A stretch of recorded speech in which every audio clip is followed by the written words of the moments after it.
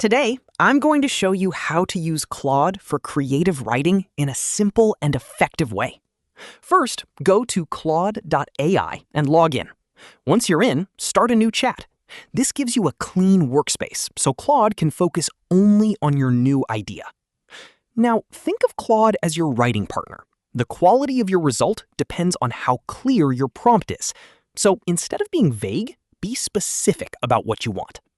Start with something simple, like write a short story idea about a mysterious island, or create a fantasy story about a dragon who can't fly. Then improve your results by adding details like genre, tone, and length. For example, write a 300-word sci-fi story with a dark and emotional tone. You can also include extra details like characters, setting, or point of view. The more direction you give, the better the output will match your vision. Once Claude gives you a response, read it carefully. If it's not exactly what you want, don't start over. Just refine your prompt in the same chat. Adjust the tone, change the word count, or add more detail.